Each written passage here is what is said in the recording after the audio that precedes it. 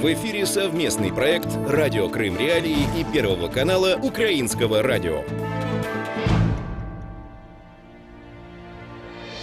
В эфире «Радио Крым Реалии». Дневное шоу с Еленой Юрченко. Добрый день, вы слушаете дневное шоу, у микрофона Елена Юрченко. И я хочу напомнить, что радио Крым Реалии вещает в эфире 24 часа в сутки, 7 дней в неделю. В Крыму слушайте нас в диапазоне 105,9 FM или на сайте Крым Реалии. Крымчане могут бесплатно звонить в эфир по телефону 8 810 06 926. Для жителей материковой части Украины телефон студии 044 490 29 05. Гость нашей студии сегодня крымско-татарский музыкант, композитор Джемиль Кариков. И мы будем говорить с ним о том, как крымским татарам удалось сохранить народную музыку в условиях депортации. Какие особенности народных мелодий крымских татар и каковы перспективы развития крымско-татарской музыки и культуры в Крыму и на материковой части Украины. Эти темы мы обсудим в прямом эфире, а сначала я предлагаю послушать информационную справку о нашем госте. Гость эфира. Джемиль Кариков, 57 лет, крымско-татарский музыкант, фольклорист, композитор. Родился в узбекском городе Беговат. С отличием окончил отделение народных инструментов Сухумского государственного музыкального училища. Также получил образование в Ташкентской государственной консерватории, где учился на теоретико-композиторском отделении. Кариков работал музыкальным руководителем ансамбля «Хайтарма» и главным дирижером Крымско-татарского академического музыкально-драматического театра. В 2004 году он инициировал создание ансамбля традиционной музыки «Макам». В исполнении коллектива впервые за много лет прозвучали песни ханских времен, сыгранные на национальных музыкальных инструментах. Джемиль Кариков является автором аранжировки национального крымско-татарского гимна для хора и симфонического оркестра. Преподавал в Симферопольском музыкальном училище имени Петра Чайковского. Написал музыку для ряда спектаклей Крымско-татарского театра. Композитор художественного фильма «Хайтарма». В ноябре 2015-го получил звание заслуженного деятеля искусств Украины за выдающийся личный вклад в развитие телевидения, радиовещания и связи в Украине, а также за многолетний труд и профессиональное мастерство. Гость эфира. В эфире дневное шоу на радио Крым Реалии. Гость нашей студии, крымско-татарский музыкант, композитор Джемиль Кариков, немного задерживается сегодня из-за погодных условий. Он с нами на связи, и уже в самое ближайшее время он появится в студии. Я хочу вам напомнить, что радио Крым Реалии вещает в эфире 24 часа в сутки, и вы можете в Крыму слушать нас в диапазоне 105,9 FM или на сайте Крым Реалии. И наши корреспонденты недавно провели опрос. Они опросили людей на улицах Симферополя и спросили вот что. Довольны ли крымчане своей жизнью, а также что их радует и огорчает. Давайте послушаем. Вся жизнь – это же temptation, искушение. Поэтому бывают периоды. Но дух уныния сушит кости, вот в чем дело. Поэтому, в общем-то, должно всегда радоваться, всему верить, надеяться и любить. Вообще жизнь радует.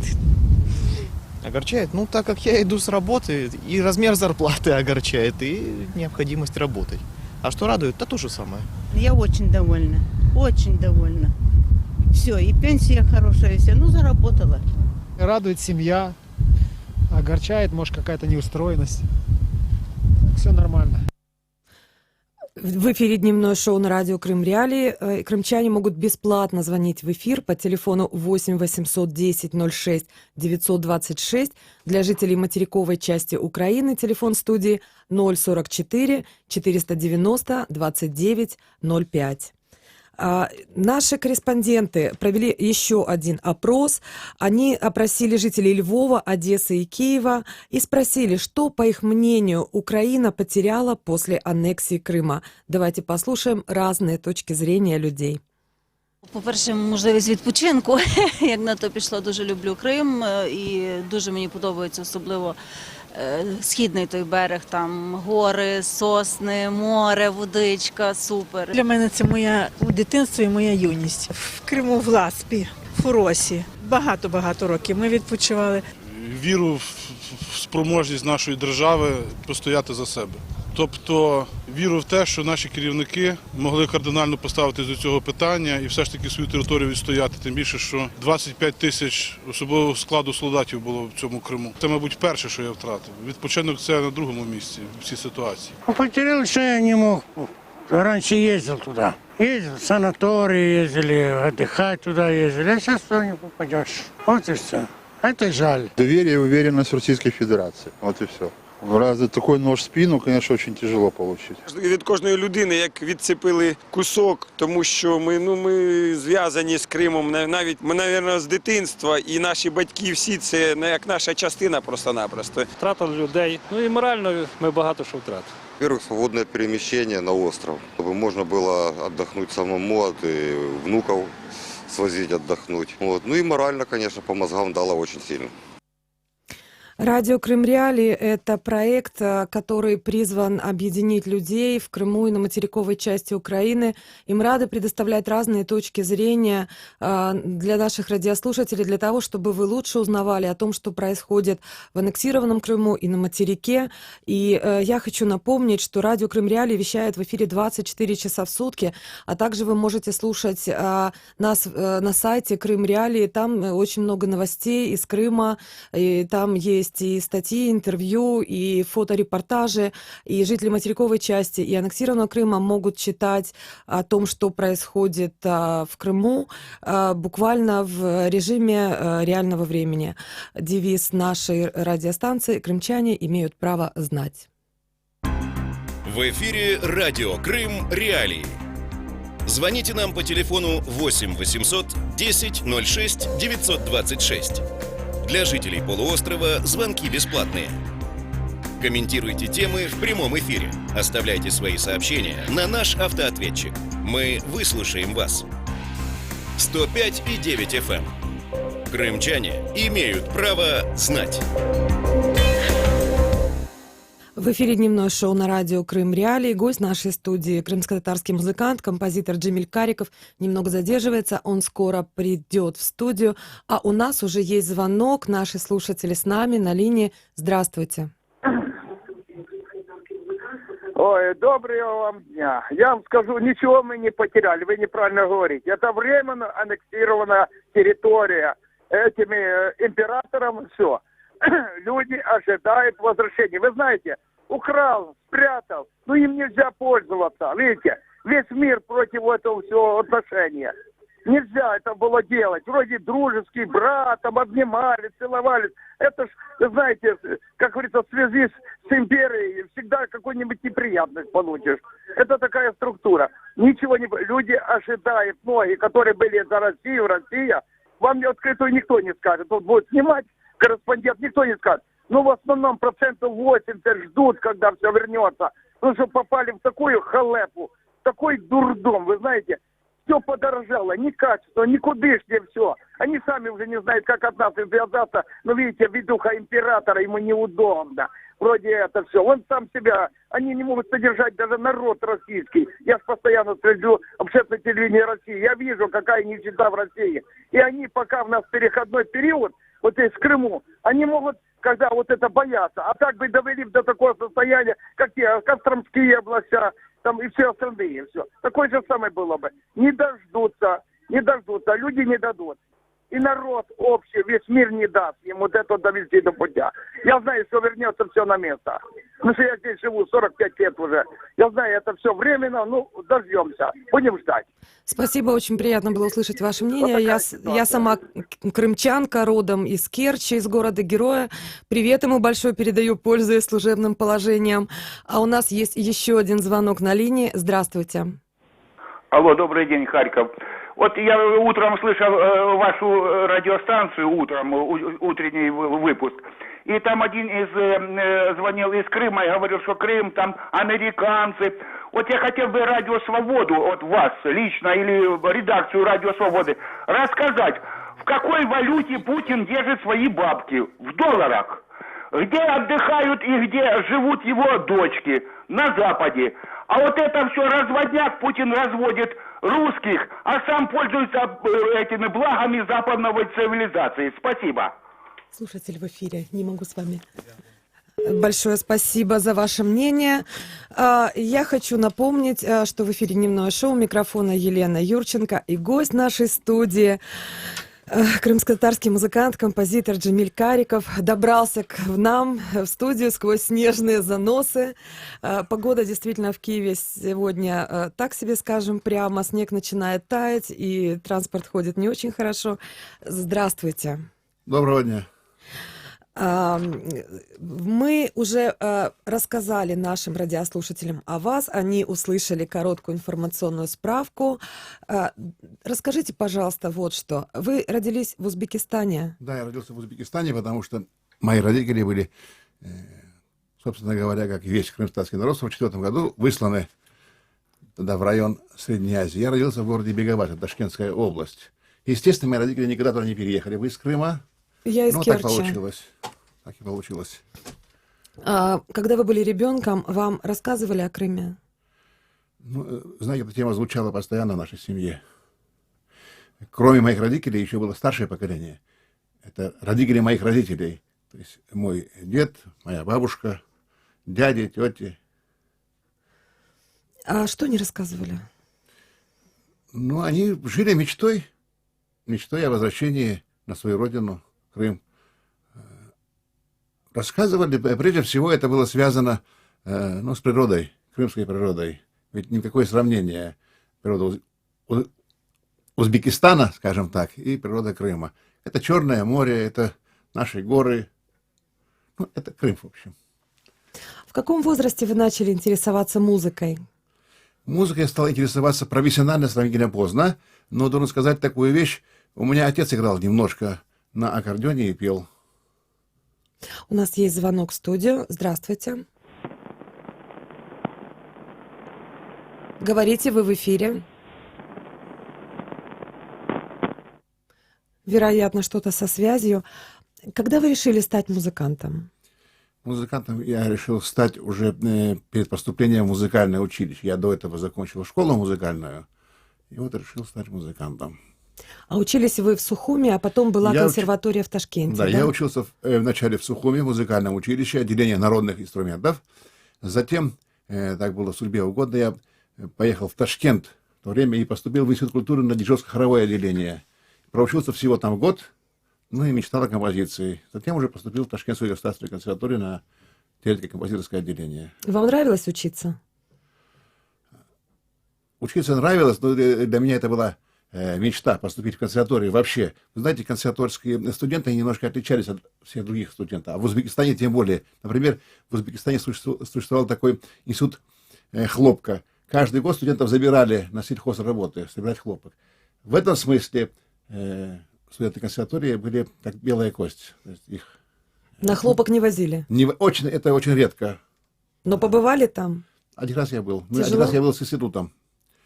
Ну, необычно, я сказал бы так. После Сухуми, после Кавказа, конечно, необычно. Когда я учился в музыкальном училище в городе Сухуми, нас всего один раз вывезли на так называемые сельхозработы, и то мы собирали мандарины. Вы знаете, приятно очень. У нас есть звонок в студию. Здравствуйте. Добрый день, селям алейкум, земляга. Алейкум селям. Хотел задать вопрос такого характера. Скажите, пожалуйста, будет ли возобновлена эта программа, которая была раньше на АТРе Ерласазом? И второй вопрос. Вы будете ли предпринимать такие попытки, чтобы кто остался еще живые жители, рожденные в Крыму, носители той духовности и культуры, такие этнографические экспедиции? Саулан. Да, Саулан. Ну, вы знаете, по поводу передачи, что я мог бы сказать. Это вопрос, скорее всего, собственнику канала. Вот. Я, конечно, хотел, чтобы эта передача была возобновлена, тем более она была столь популярна в нашем народе. Очень хорошие были рейтинги. Ну и потом, самое главное, смотрите, вот до сих пор мы пользуемся тем материалом, что телеканал АТР, что радио Мейдан, тем материалом, который был записан на протяжении многих лет. И что отрадно, что мы смогли сохранить голоса некоторых музыкантов, которые уже с нами нет. Это самое главное. Вот. Теперь по поводу экспедиции. Ну, вы знаете, сейчас Крым находится под оккупацией, аннексией. Поэтому не знаю, сейчас получится ли это, а вообще это очень дело нужное и благородное. Расскажите, пожалуйста, а на каких музыкальных инструментах вы играете? На скольки умеете играть? Ну, я пытаюсь играть, это будет точнее. Вообще я учился в музыкальной школе и в музыкальном училище по классу аккордеона, затем учился на факультете, назывался хоровое дирижирование, и закончил консерваторию как композитор. Но уже к 40 годам поближе я стал заниматься нашими этническими инструментами. Но дело в том, что этих инструментов, к сожалению, эти инструменты не сохранились в Крыму. Вы знаете, после первой аннексии, которая произошла в конце 18 века, это 1783 год, вот, постепенно избыток крымских стали исчезать эти музыкальные инструменты. И еще, наверное, нам помогли, чтобы они исчезли. Далее, в 20 веке уже, когда мы стали говорить в Советском Союзе тогда об новой исторической общности людей, советский народ, то есть должны были стереться как бы национальные грани и так далее. Это уже не способствовало, конечно, возрождению нашей музыкальной культуры и культуры вообще. Вот. И вот я к 40 годам стал заниматься поиском и учиться игре на наших этнических, наших традиционных музыкальных инструментах. Это будет вернее сказано. Но опять-таки ни инструментов, ни преподавателей, ни тем более ни методов школ для этих инструментов не существовало. И мне пришлось большую часть своих инструментов приобрести или в Турции, или в Иране. Там эта традиция не была прервана. И там, знаете, в консерваториях есть народные отделения. Отделения, где студенты занимаются на этих инструментах, где пишутся программы под эти инструменты, где бывают, собственно говоря, концерты с участием известнейших музыкантов, исполнителей на народных инструментах. У нас есть еще один звонок из Крыма, из Сакского района. Здравствуйте. Здравствуйте. Я хочу задати таке питання. Коли наші кримські керівники, головні Росії, говорять, що в Криму є українська мова, російська і кримсько-татарська. Наприклад, я не можу дивитися українське телебачення, в мене немає можливості поставити там тарілку чи спутникове телебачення. І я вимушено дивлюся те, що показує нам Росія. Кожен день я жду ваших передач, і рано, і в обід. І в мене таке запитання.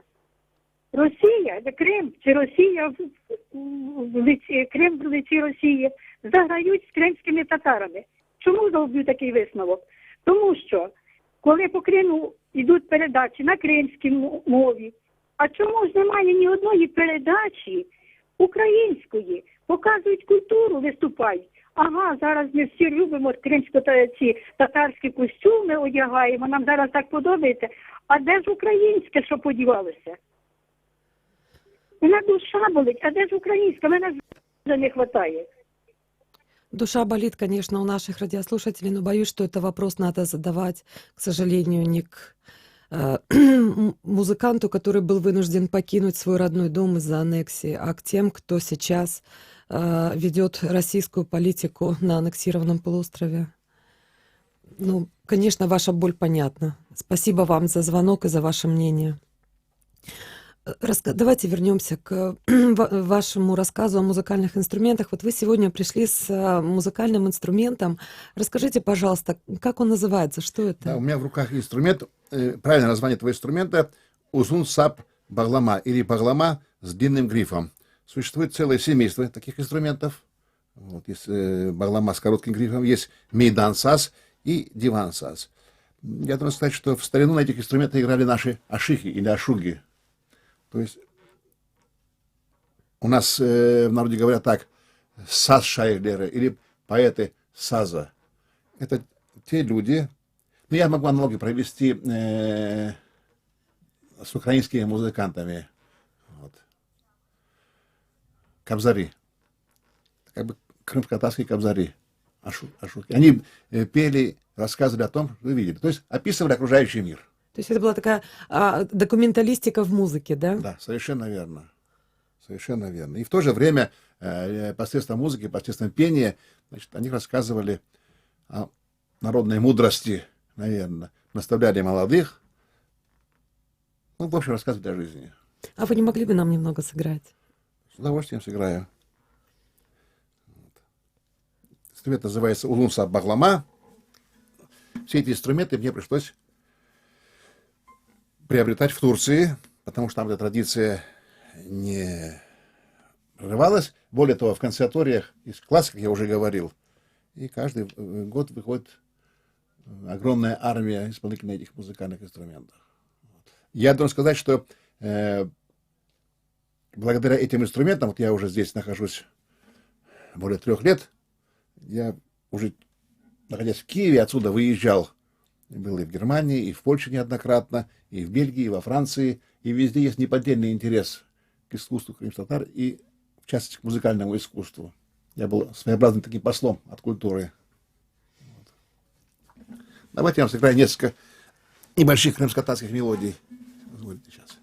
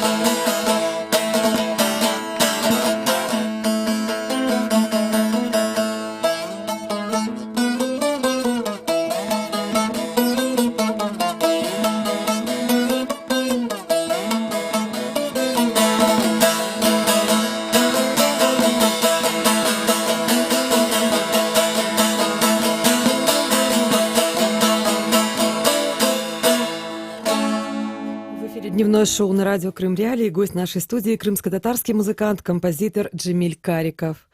Я хочу напомнить нашим слушателям, что вы можете бесплатно звонить в эфир по телефону 8 810 06 926. Для жителей материковой части Украины телефон студии 044 490 29 05. Слушайте нас на средних волнах 549 АМ, 8:35 и 13:10, а также на 105,9 FM круглосуточно. В эфире дневное шоу на радио Крым Реалии, и наш гость — крымско-татарский музыкант, композитор Джемиль Кариков. Как крымско-татарскому народу удалось в условиях депортации сохранить народную музыку? Как вы находите мелодии? Вы знаете, это, с одной стороны, очень легкий вопрос, с другой стороны, очень сложный. И насколько мы сохранили мелодию. Если сделать небольшой экскурс в историю, на протяжении веков мы потеряли не просто отдельные какие-то номера, отдельные образцы народной музыки. У нас выпали целые жанры. Вот сейчас, если спросить очень многих крымско-татарских музыкантов, что такое, например, таксим, пешраф или сасима, если вы знаете, в подавляющем большинстве случаев мы не услышим ответа. Это самая настоящая крымско-татарская музыка. Музыка, которая была написана за 100 лет до Баха и Генделя еще. Вот. То есть мы обладали такой музыкальной культурой. В Хан-Сарае, Бахчисарае были оркестры, звучала музыка. В дворцах крымско-татарской аристократии были музыкальные коллективы, исполняли музыку. Потом, кроме этого, музыка была и религиозная, так называемая тасавуф или дин музыкаса, которая представлена таким жанром, как иляхи. Существовала музыка военных походов, или мехтер, только говорят, мехтер музыкасы, или арби, музыка армейская, когда впереди войска шел большой оркестр из огромного количества исполнителей на духовом инструменте, который назывался зурна. И этим инструментом аккомпанировали другие ударные инструменты, даот, большие барабаны. Вы представляете, какое психологическое воздействие оказывали вот такие оркестры на противника? С одной стороны, а с другой стороны, они поднимали боевой дух войска, крымского войска. Как мы сохранили? Я должен сказать такую вещь, что очень много мы потеряли, конечно, но в местах депортации, где могла звучать музыка, ведь ни радио, ни телевидения не было тогда, ни своих учебных заведений музыкальных, тем более не было. И музыка звучала в основном на свадьбах, на торжествах. Вот что там свадебные музыканты успели сохранить, конечно, очень многое было подвержено мутации, поменялось, потому что свадьба имеет свои законы, и потом, как говорят, кто платит, тот заказывает музыку. Но в основном это было на свадьбах. И это сыграло потом такую роль после уже нашего возвращения в Крым. Очень много свадебных коллективов было. И в каждом из этих коллективов, это в основном квартеты, квинтеты, секстеты и так далее, находился свой, так сказать, кулибин, скажем так, который слушал музыку другого народа, потому что у нас не было ни оркестров, ни ансамблей профессиональных, а в то время как в других республиках союзных тогда были и оркестры, и джаз-оркестры, и эстрадные коллективы, эстрадно-симфонические, потом были оркестры при телевидении и так далее. И вот наши очень многие музыканты, они, то, что называется на музыкантском языке, снимали просто какие-то понравившиеся им, особо понравившиеся мелодии, и потом предлагали эту продукцию на крымско-татарских свадьбах, торжествах. И со временем это, к большому сожалению, приняло угрожающие масштабы. Это стало вытеснять нашу музыкальную культуру. Да? Вот. А был другой путь — ходить по старикам, записывать все это и пытаться обрабатывать. Но это было гораздо сложнее делать. Это тоже делалось? Это делалось, да. Собственно говоря, я об этом хотел поговорить. У меня на сегодняшний день вышло 10 книг, 10 сборников, посвященных крымско-татарской музыке. Там и музыка, инструментальная музыка ханского периода, там и избранные вокальные сочинения, и музыка степного Крыма. Это я сборник выпустил вместе с нашим известным певцом Давером Османовым. Затем у меня вышли духовные песнопения «Иляхилер». Я должен сказать, что когда я занимался расшифровкой этих песнопений, я получил колоссальное моральное удовольствие. И, знаете, вот такое было ощущение, как говорят, когда мед пьешь, да, соприкасаешься с чем-то очень чистым, с чем-то возвышенным. Вот. Я расшифровал в основном голоса людей, давно ушедших в мир иной. Вот. Старые такие большие бобинные кассеты. Вот. И вот такая книжка вышла у меня. Духовные песнопения крымско-татары. «Иляхилер». Затем вышли вокальные сборники. И мы живем в 21 веке. У меня вышло 4 фортепианных сборника. Естественно, в нашем крымско-татарском интернациональном материале. Наше время для слушателей на средних волнах подошло к концу. Мы с ними прощаемся и через несколько минут продолжим общение с Джемилем Кариковым на частоте 105,9 FM.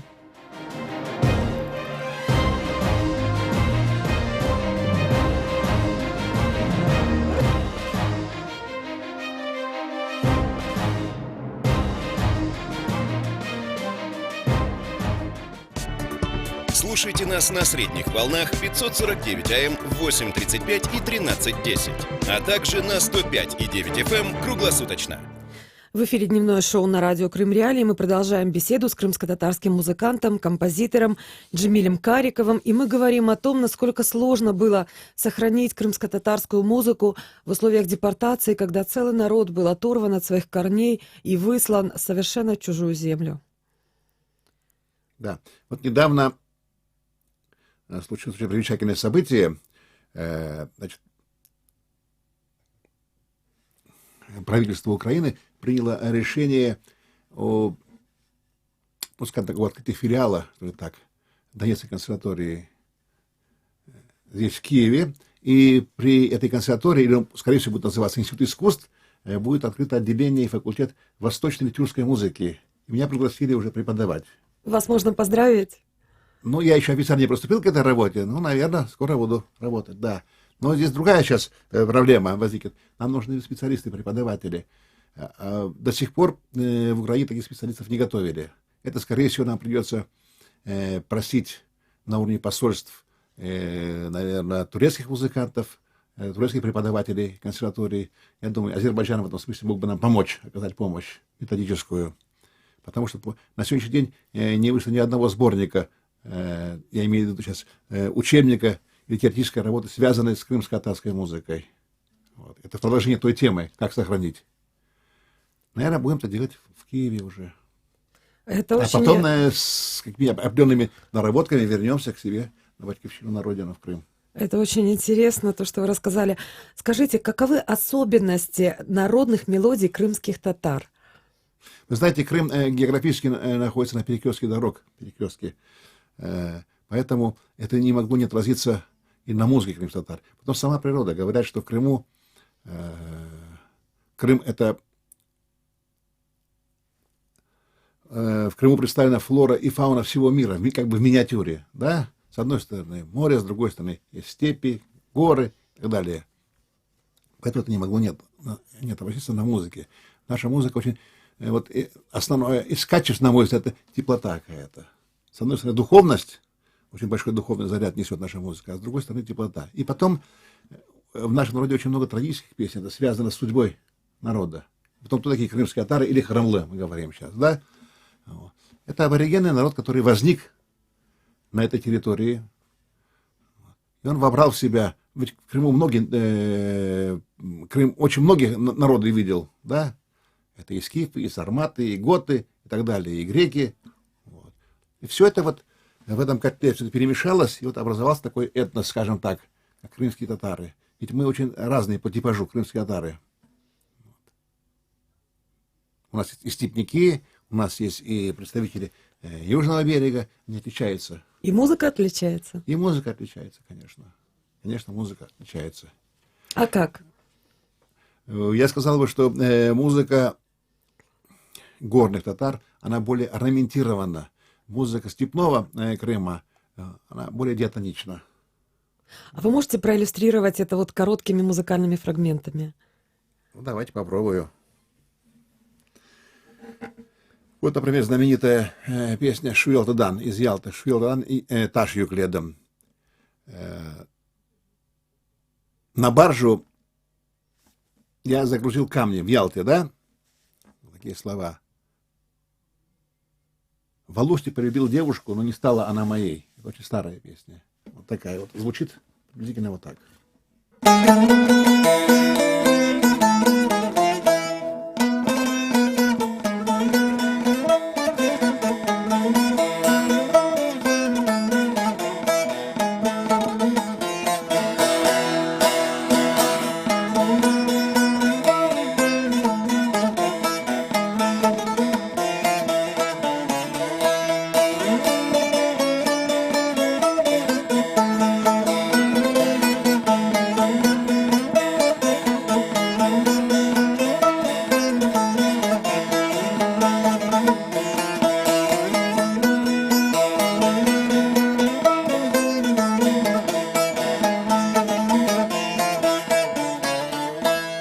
Еще один образец такой же.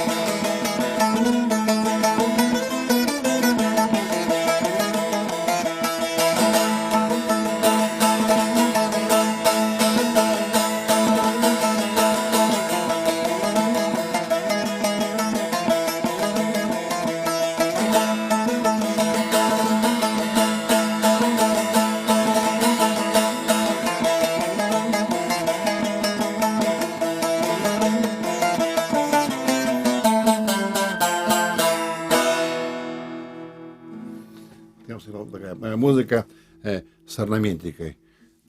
Есть значит, более простые мелодии, более диатонические, если так можно сказать, которые свойственны степному Крыму. Вот. Ну вот, например.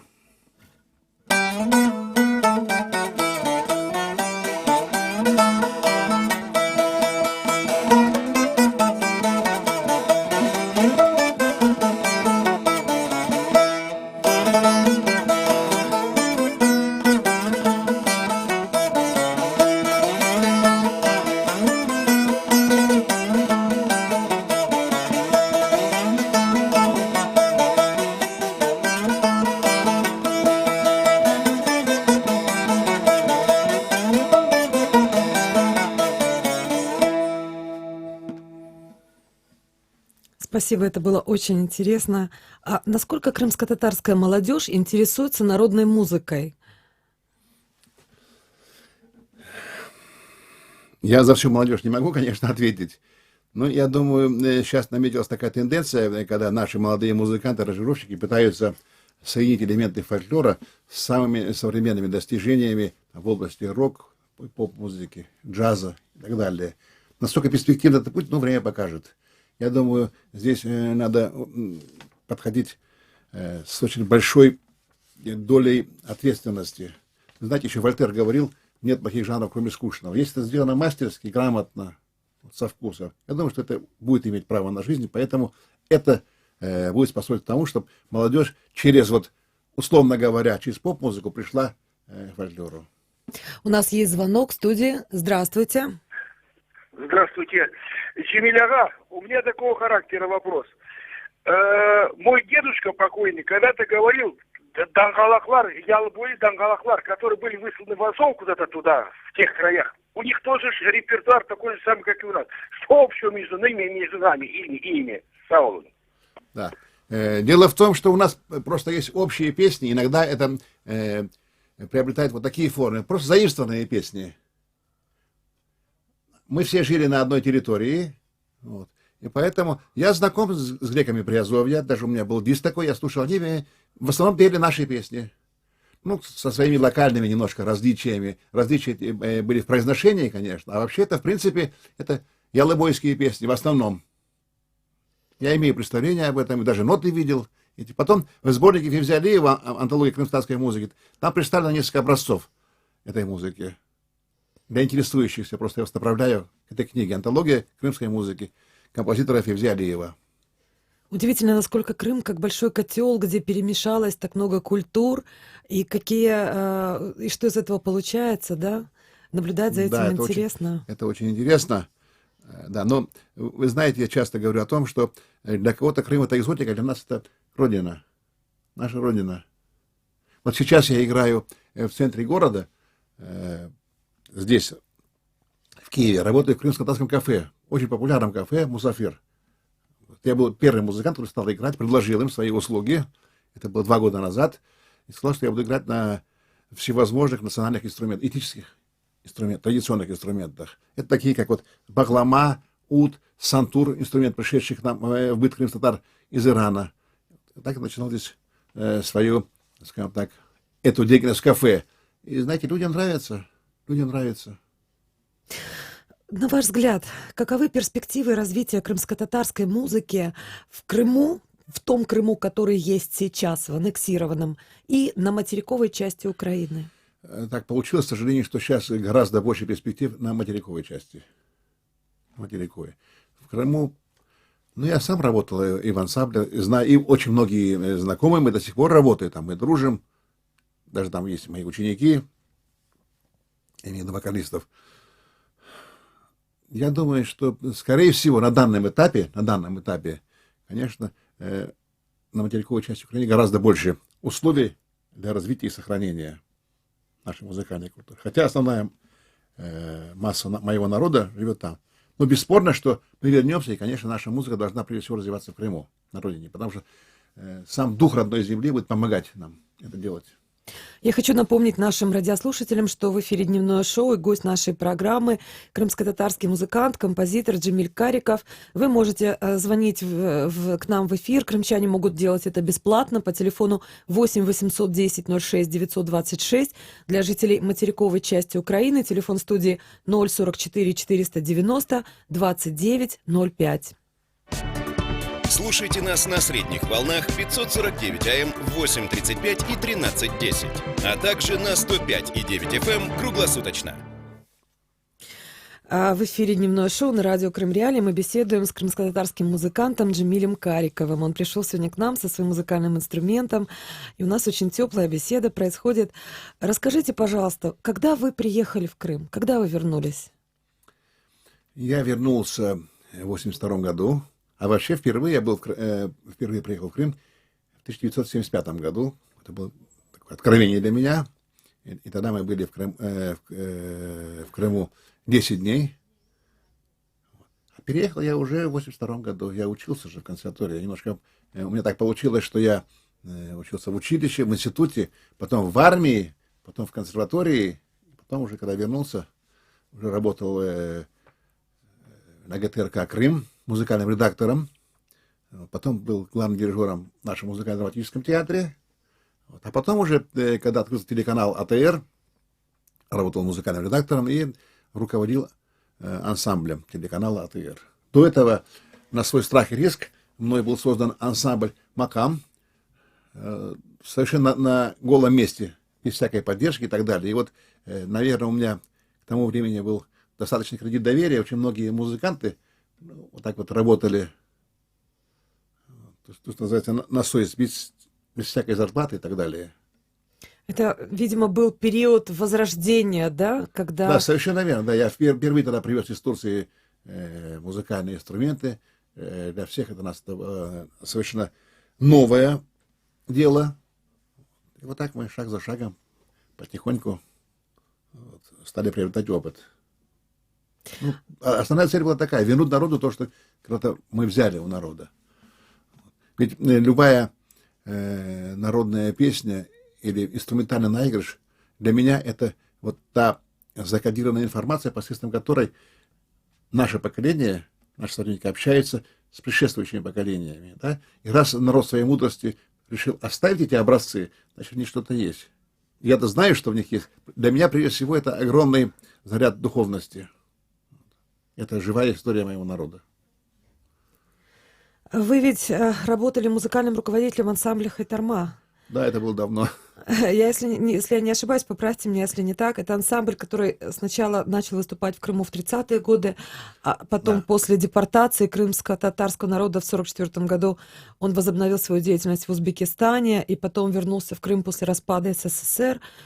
То есть ансамбль, музыка повторяла судьбу своего народа. Конечно. Период изгнания, период и музыка возвращения. Повторяла, да, и наши композиторы, писатели, художники, конечно.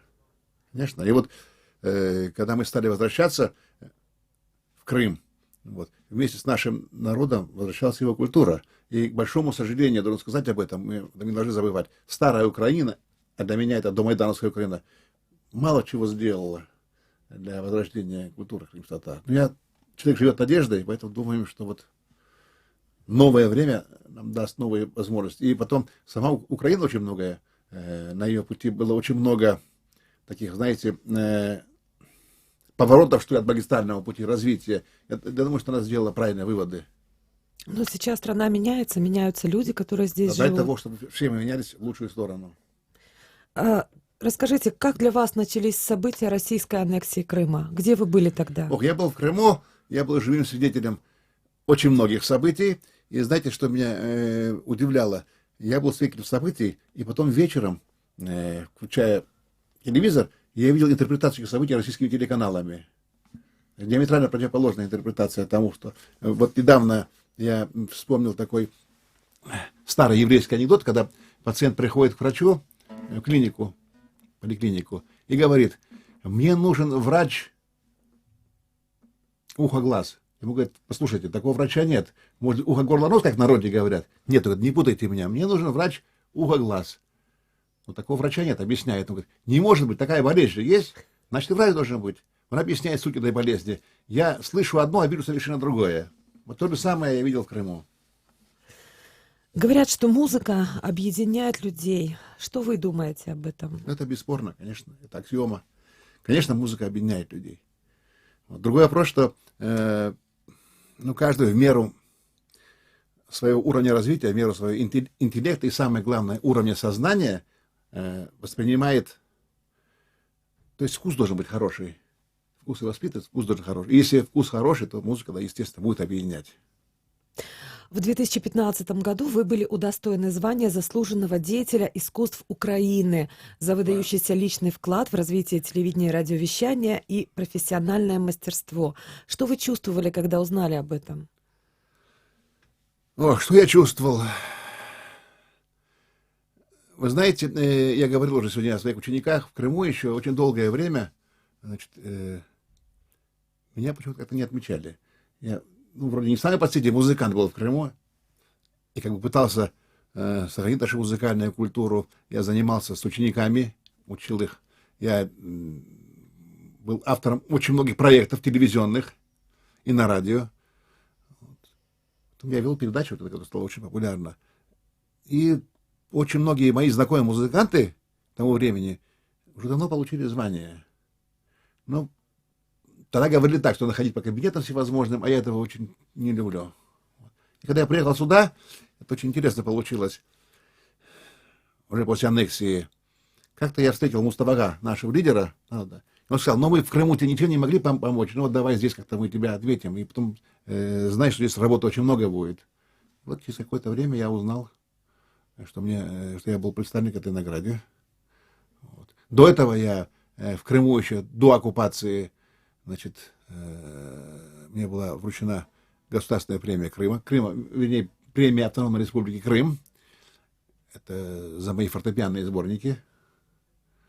Вот. А так я еще номинировался несколько раз на нашу национальную премию Бекира Чубанзаде. Первый раз это был сборник инструментальная музыка ханского периода, но по совершенно непонятным мне причинам почему-то, значит, я не прошел. Второй раз это был сборник Иляхи, духовные песнопения. Тоже почему-то, извините за это слово, меня прокатили. А третий раз это были фортепианные произведения. Вот так мне не удалось получить. То есть меня власть не очень жаловала. У нас осталось совсем немного времени. Это последний вопрос для вас на сегодня. Вы думаете о возвращении в Крым? Конечно, думаю. Просто я думаю не только о своем возвращении, я думаю о возвращении нашего народа вообще в Крым. Потому что, вы знаете, в местах высылки, скажем так, раньше говорили Средняя Азия, теперь говорят Центральная Азия, и еще много крымстатар проживает. Вот. Какая-то часть еще осталась в районе Новороссийска, там вот эти города, Геленджик и так далее. Я думаю, что мы должны вернуться на родину. Очень большая диаспора в Турции, в Румынии. Я в этом году, кстати, ездил, я работал 8 месяцев в Анкаре, в Дернеке крымско-татарском. Тоже очень много крымстатар. Нам надо вернуться, и нам надо обустраивать свою жизнь у себя на родине. Наше время подошло к концу. Вы слушали дневное шоу на радио Крым Реалии. У нас в гостях был крымско-татарский музыкант, композитор Джемиль Кариков. В студии работала Елена Юрченко. Хорошего вам дня. Да, я, наверное, пользуясь случаем, хотел всех поздравить с наступающим женским днем 8 марта. И вас лично. Спасибо огромное за приглашение. Спасибо и вам.